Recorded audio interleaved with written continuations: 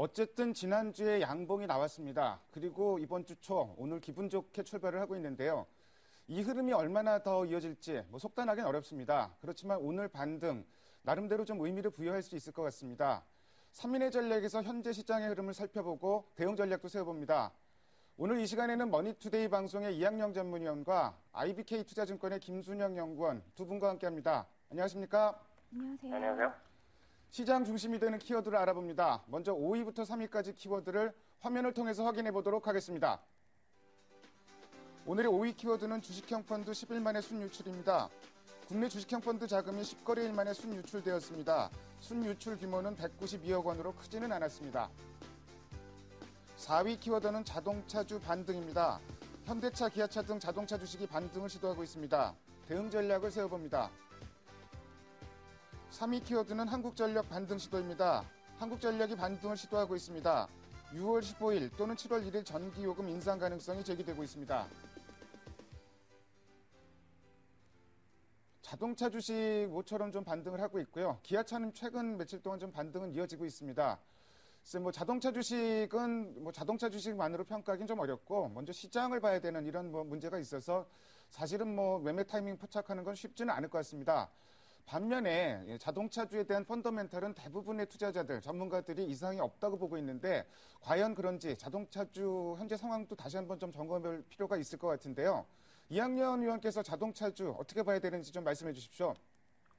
네, 결론부터 다시 한번 확인드리겠습니다. 그 자동차 주식은요, 저라면은 주식 내에 주식을 갖고 계신 것 중에 최소한 20에서 30%까지는 현대차건 기아차건 갖고 가셔야 된다는 생각에 변함이 없습니다. 순위부터 확인드리죠. 1순위는 당연히 현대차, 기아차고요. 두 번째는 이제 현대 모비스나 그리고 만도, 현대 위아 같은 이제 대형 부품사, 현대 글로비스도 운송회사지만 포함되겠고요. 3순위는 이제 수많은 현대 기아 계열 협력사들이란 부품회사가 되겠습니다. 기본적으로 늘 말씀드리지만 자동차 시장 자체가 확대되고 있고요. 거기에 마켓시어가 늘어나는 회사라면 그것이 꼭 자동차가 아니더라도요. 그런 업종, 그런 종목 있으면 무조건 사는 것이 정답이죠. 그 외에를 설명할 길이 없습니다. 펀더멘트로 워낙 뒷받침되는 것이죠. 그럼 언제 비중을 줄이겠습니까? 두 가지 중에 하나가 훼손되면 분량을 줄이면 되겠죠. 자동차 시장이 다시 하강 국면을 가거나 아니면 자동차 시장 내에서 현대기아차의 점유율이 다시 떨어지기 시작하면 그때 비중을 줄이면 아주 상식적으로 해결이 되겠습니다. 다음은 이제 중국에 대한 모멘텀을 약간 우리가 생각해 봐야 되는데요. 중국이 이미 지난주 한번 얘기가 나왔던 것인데요. 주말에 조금 더 불거졌죠. 중고차를요, 신차로 바꿀 경우에 이제 보조금을 지원하는 소위 이구 한신 정책을 다시 한번 한다는 것인데요. 이것이 이제 소형차에 집중될 가능성이 있고요. 물론 구체적인 어떤 사양이라든가 어떤 금액 같은 경우는 이제 보다 실행 세칙 같은 걸 이제 마련 중인 것으로 알려지고 있는데요. 이런 것들이 결국은 중국에서의 모멘텀 분명히 살아날 것입니다. 문제는 중국도 그렇고요. 유럽도 마찬가지죠. 지금 올해 들어서 좀 유럽 경기도 좀 위축되고 있고요. 중국이 예전 같지 않은데요. 점유율이 부쩍부쩍 늘어나는 것은 현대기아차가 거의 유일하다고 알려지고 있습니다. 그런 가운데서 주식을 줄일 이유가 없다는 생각이고요. 매매 타이밍을 말씀하셨는데요. 저는 너무나 명확합니다. 현대차나 삼성전자 이런 것들, 이런 탑픽이 되는 주식들은요.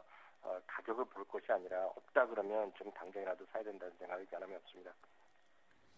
전체적으로 자동차주 모멘텀은 여전히 유효한 것 같습니다. 중국 관련해서도 모멘텀을 좀 기대해 볼 수 있을 것 같고, 다만 이제 자동차 시장 자체가 위축된다든지 현대기아차의 점유율이 떨어진다든지 이런 상황이 아니면은 여전히 유효하다 이렇게 말씀해 주셨고요. 자동차, 완성차죠. 완성차 다음에 이제 대형 부품, 그 다음에 중소형 부품 이런 순으로 이제 투자의 우선순위 이런 부분도 이제 다시 한번 말씀해 주셨습니다.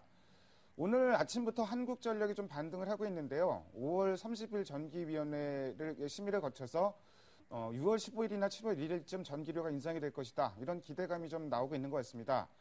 한국전력 같은 주식은 사실 뉴스에 의해서 크게 왔다 갔다 하기 때문에 사실 매매하기가 그렇게 쉬운 종목은 아닌 것 같은데요. 그렇다고 하더라도 어떤 틈새 종목으로서 좀 접근해 볼 필요는 있는지 이런 부분도 조금 생각해 볼 필요는 있을 것 같습니다. 김순영 연구원께서 관련 내용 말씀해 주십시오.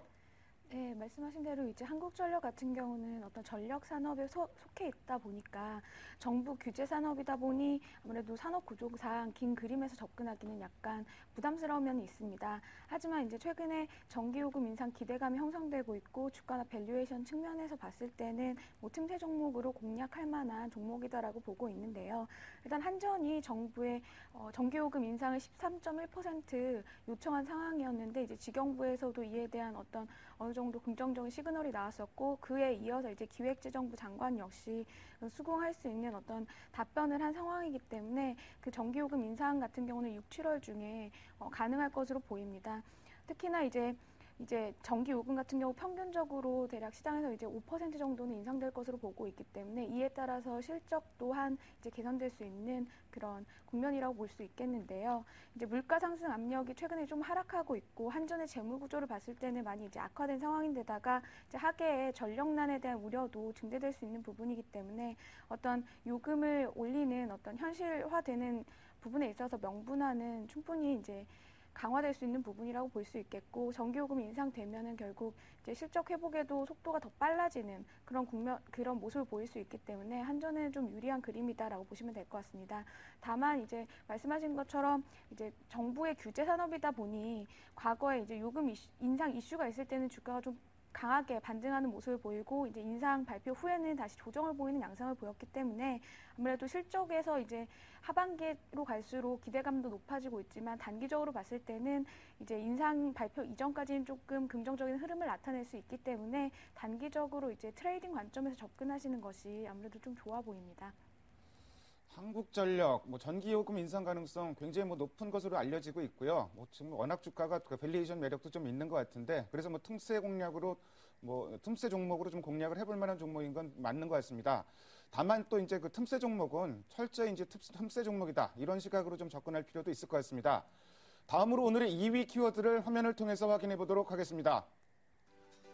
오늘의 2위 키워드는 스페인 금융위기 확산입니다. 그리스 신민당이 여론조사 결과 1위를 탈환을 했다. 구제금융 재협상하겠다 이런 게 다시 공약으로 좀 나온 것 같고요. 그러면서 유럽 증시 분위기가 좋았는데 스페인 방키아에 190억 유로 구제금융 지급하기로 했다. 그러니까 생각한 것보다 부실이 굉장히 컸던 모양입니다. 일단 구경하는 시켰는데 돈을 어마어마하게 사상 최대로 지금 들이부어야 되는 좀 이런 상황까지 좀 오고 있습니다. 그래서 유로존 관련해서는 일단은 우리 시장은 좀 내성은 생긴 것 같긴 한데 또 이제 이번 주에 아일랜드에서 신재정협약 관련해서 이제 국민들의 찬반을 묻는 국민투표가 예정되어 있습니다. 여러 가지 변수가 이번 주에도 좀 많은 것 같은데 김순영 연구원께서 관련 내용 정리해 주십시오. 네, 이번 주에 이제 31일에 아일랜드에서 신재정 협약에 대한 이제 국민투표가 예정되어 있습니다. 이번 선거가 중요한 이유는 이제 대략 두 가지 정도로 정리할 수 있겠는데 첫 번째 같은 경우는 최근 이제 프랑스의 올랑드 대통령이 신임 대통령으로 취임되면서 어떤 성장에 포커스를 맞춘 정책을 펼칠 그런 구도를 그려가고 있는 상황인데요. 이제 독일의 메르켈 같은 경우는 계속 꾸준히 이제 긴축이라는 어떤 슬로건을 걸고서 정책적인 방향을 설립했었기 때문에 이 두 나라 간의 어떤 구도적인 그 대립각이 세워져 있는 상황입니다. 근데 이제 최근 들어서 이제 메르켈이 속해 있는 기독교 민주당 같은 경우에 지방선거에서 패배하는 등 어떤 구조적인 그 열악한 상황에 놓여 있는데 이번에 아일랜드 쪽에서 이제 국민투표를 통해서 그 긴축이냐 성장이냐 이거에 대한 어떤 판가름이 날 수 있는 하나의 시그널로 시장에서 이제 받아들여질 수 있는 그런 부분이라고 보시면 될 것 같습니다. 그리고 두 번째로는 이제 그리스 부분 역시 그리스가 이제 유로존에서 탈퇴할 것이냐 말 것이냐, 그러니까 긴축의 어떤 가도에 계속 서 있을 것이냐를 판가름할 수 있는 어떤 유로존 내 하나의 암묵적인 시그널을 제공할 수 있는 그런 어떤 선거기 때문에 어떤 시장에서는 중요한 하나의 요인으로 작용할 수 있을 것 같습니다.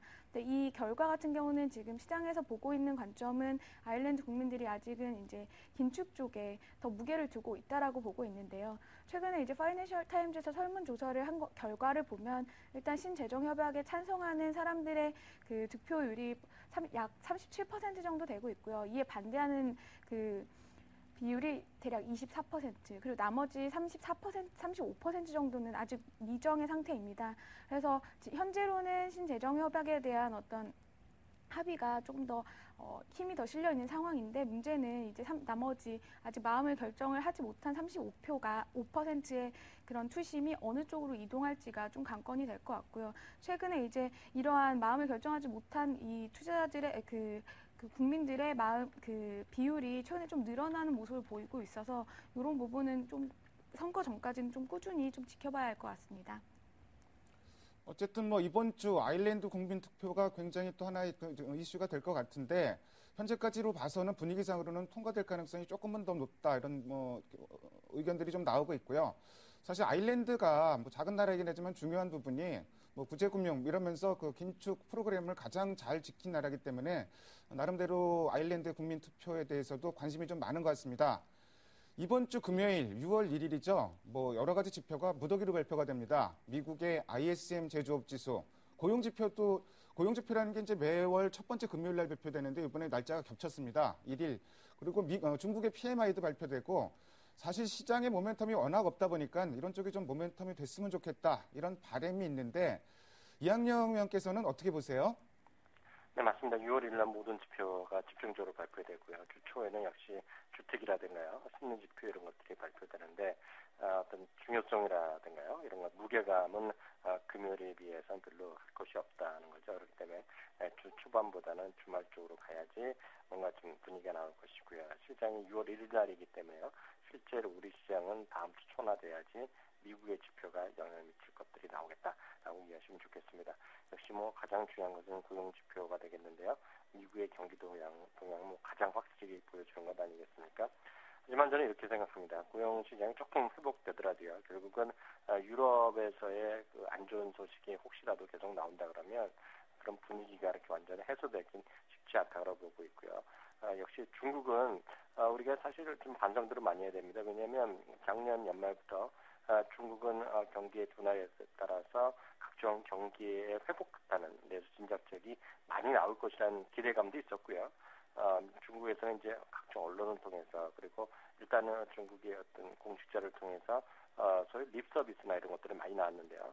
실제로 경제 지표가 좋아진 적은 거의 없었다는 것이죠. 그렇기 때문에 결국 이제는 많은 얘기들이 나와도 시장에서 크게 영향을 받지 못하고 있고요. 실제 경제 지표들이요 회복되는 것으로 보이고 나야지 중국에 대한 주시장의 신뢰도는 회복되지 않을까라는 생각이 좀 듭니다. 사실 뭐 기대입니다. 기대. 이번 주에 뭐 워낙 모멘텀이 없다 보니까 좀 지표 발표가 좀 모멘텀이 됐으면 좋겠다 이런 기대감인데 뭐 현실을 보면은 기대감과 현실 사이에는 역시 뭐 괴리가 좀 있는 것 같고요. 현재 시장을 움직일 만한 가장 큰 변수는 유로존인 거는 틀림없는 것 같습니다. 다음으로 오늘의 1위 키워드를 화면을 통해서 확인해 보도록 하겠습니다. 오늘의 1위 키워드는 1850선 회복 시도입니다. 1850선 언저리까지 갔었는데 아직 뭐 장중 1850을 터치는 못한 상황이고요. 거래대금을 보면은 사실 5월 초 거래대금이 6조 원대였는데 지난주 목요일 금요일 3조 원대로 떨어졌습니다. 오늘도 현재 상황 보면은 대략 한 3조 원대에서 끝날 것 같은데 자, 거래 대금이 이렇게 줄어든 점 글쎄 뭐 매도 압력이 좀 줄었다고 봐야 될까요? 어떻게 봐야 될까요? 이학영 의원은 어떻게 보세요? 네, 매도 압력은 뭐 약간은 줄어들었다고 봐야 되는데요. 그것이 다른 이유가 아니라 주가가 워낙 많이 떨어졌기 때문에 매도할 기회를 놓치고 일단은 어찌 보면 좀 자포자기하는 계좌들도 꽤 있다라고 생각됩니다. 저희 이제 예전에 서베이나 이런 보도를 그 투자 심리를 확인해 보면은요, 보통 10% 많게는 20% 정도 손해가 나면 손절을 하시는 경우가 있습니다. 이게 어느 정도 그 회복될 가능성을 보고 손절하고 훗날을 도모하는 경우가 많은데요. 30% 이상 되거나 40%가 넘어가면 실제로 손절을 못하고요. 실제로 그 계좌가 상당히 오랫동안 문제를 일으키는 경우가 많습니다. 회복 때까지 아무런 액션을 취하기 어려운 것이 현실인데요. 많이 동감들 하시겠지만 시가총액 대형주조차도 물론 중소형 테마성 주식은 50% 60% 떨어진 것들이 뭐 수탁이 많고요. 시가총액 큰 대형주조차도 35% 40% 화학주 이런 것들이 대부분 그렇고요. 철강주도 대부분이 그런데요. 건설주는 말할 것도 없고요. 이런 것들이 워낙 그 하락폭이 크니까 더 이상 손절할 기회가 없다는 거죠. 그러니까 어떤 매도 압력이 줄어들었다고 피부로 느낄 수는 있어 보입니다. 결국은 이거죠. 매도 압력의 어떤 그걸 통해서 회복되기보다는 결국은 미국 시장이 5주째 횡보하고 있는 모습이거든요. 바닥권에서. 그런 것들이 결국은 미국 시장도 관망 분위기고 이런 것들이 합쳐지면서 거래량이 좀 줄어들었지 않나라는 판단을 할 수 있습니다. 다음은 대응 전략입니다. 지난 주말에 중요한 것들이 하나 나왔죠. 뭐냐면 우리 정부 정책에 맞서지 말라라는 증시의 유명한 격언이 있는데요. 김석정 금융위원장이 국매도 제도를 좀 더 투명하게 운영하겠다는 거죠, 결국은요. 그리고 이제 정말 어느 정도 현실화될지 모르겠지만 연기금을 통해서 시장에 적극적으로 개입하겠다라는 표현을 했습니다. 물론 립 서비스를 가능성이 크고요. 아직까지 구체적인 액션이 나온 것은 아니지만은요. 이런 개입의 의지를 보여주었다는 것은 나중에 어떻게 되느냐에 따라서 긍정적인 신호는 분명합니다. 다만 낙폭과대주들 오늘 폭넓게 낙폭과대주들이 반등을 많이 하고 있지 않습니까? 조선주도 그렇고 화학주도 마찬가지인데요. 이런 것들이 기술적 반등 이상을 가기 위해서는 정말 제대로 된 반등이 되기 위해서는 무엇보다 실적이나 최소한 업황에 회복되는 모습들이 나와야 되죠. 그렇지 않으면 기술적 반등 그 이상의 의미를 찾기 쉽지 않습니다. 다음은 전술적인 내용인데요. 1840선을 회복하면 우리가 저 기준을 보면 1900에서 마지막으로 줄였던 10% 다시 주식을 사보자고 말씀드렸습니다. 1840포인트를 넘어섰기 때문에 주식 비중 다시 한 60% 정도로 제시하겠고요. 이번에 다시 주식을 재확대한 것은 전저점이죠. 1780 이탈하기 전까지 그냥 갖고 가는 것으로 한번 체크해 보셔도 무난하겠습니다. 거래 대금이 줄어들었다는 이유, 사실 종목별로 이미 팔 수 없는 가격까지 떨어졌기 때문에 거래가 그만큼 실리지 않는 의미도 좀 있을 것 같고요. 그런 관점에서 보면은 낙폭과대주 반등 기대해도 좀 될 것 같은데 기술적 반등 이상을 위해서는 역시 실적의 뒷받침이 필요하다 이런 말씀도 해주셨습니다. 지난주 흐름 보면은 중소형주가 흐름이 좀 나쁘지는 않았는데요. 자, 이런 흐름이 앞으로도 좀 이어질지 아니면 일시적인 흐름이었는지도 좀 판단할 필요가 있을 것 같습니다. 김순영 연구원께서는 어떻게 보세요? 네, 최근에 이제 코스피 내에서 이제 중소형주들이 강세를 나타내는 모습을 나타냈습니다. 그 이유는 일단 외국인이 이제 5월 들어서면서 4조 원 정도 이제 주식시장에서 자금을 순매도해 가면서 아무래도 외국인들이 그동안 투자가 많았던 대형주에서 자금이 이탈하는 모습을 보였고 그에 따라서 이제 낙폭이 좀 확대된 영향인데요. 특히나 이제 그동안 이제 IT 업황 개선 기대감이나 어떤 휴대폰 쪽 판매 호조로 인해서 전기전자 업종을 그동안 외국인이 많이 담았었고 자동차 업종에 대한 선호도 높았었는데요. 이런 부분에서 이제 매도가 나오면서 대형주에서 아무래도 성과가 많이 나빠지는 모습을 보였고 반면에 이제 중형주, 중소형주에서는 상대적인 성과가 좀 좋았던 것으로 보입니다. 특히나 이제 과거에 이제 외국인들이 매도를 하면 이제 반대로 증시가 조정을 보이면서 어떤 기관이나 특히나 이제 투신 쪽으로 자금이 몰리는 그런 모습을 보였기 때문에 투신 쪽의 수급이 개선되면서 대형주보다는 최근에도 이제 중형주, 중소형주 쪽으로 매수가 좀 이어졌던 부분들이 중소형주의 강세를 좀 이끌었던 것 같고요. 외국인이 결국 대형주를 팔면서 어떤 그 시가총액 관점에서도 그 외국인의 매도를 받아주는 그 부분들을 감안했을 때도 성과 측면에서는 어떤 중소형주들이 좀 더 높지 않았나, 높은 성과를 낼 수 있는 구조가 아니었나 싶습니다.